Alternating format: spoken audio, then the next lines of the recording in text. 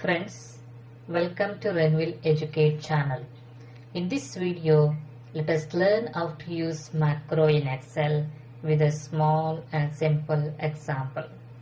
Friends, what is macro? Macro is an action or a set of actions that you can run as many times as you want. In case, if you want to do the same task again and again, you can write a macro to automate this task so that you can save a lot of time. Friends, let's discuss macro with an example. I have data in front of me that is only showing one column. I want to segregate this text into different columns in a good format. So first, to do that, I need to enable the macro. I have to go to File, Options, Custom Ribbon, select Developer and click OK. You will get Developer menu. Then what you have to do, write a macro. Click under Developer, click Macro, write whatever file name you want. I'll write format data. Okay. Next, your recording of macro is started. Now you can write whatever you want. It will be recorded. Data, text column, space, next, finish. In the same way, this also, text column, space, finish. Okay. Now this ship mode should be in one column as well as customer mode should be in one column. I will just write concatenate, comma, space, comma, B1, and here also the same way, equal concatenate customer, comma, within comma space, comma, E1. So customer and name should be in one column, ship mode should be in one column. Copy and paste here and delete this unnecessary data, and this also copy and paste here, and you can delete this, and here office supply should be in same. Okay, this also office supply, office supply, office supply, and this sales and profit should come in the same column so that my last column I can delete. So once you align the text in proper columns, okay, what you can do, select the entire text or data, go to insert the table whichever color you want. Okay, this is how the formatting is done. So once you're done on the format, you can go to developer and stop macro. So your macro is recorded, your coding is done. Now what I will do, this is the result once you run the macro.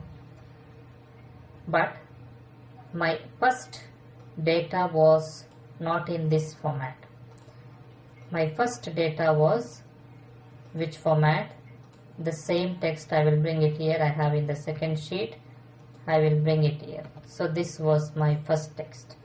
I have already written the macro. What I will do, I will run the macro now. Go to macro, select that coding, format data, and run the macro.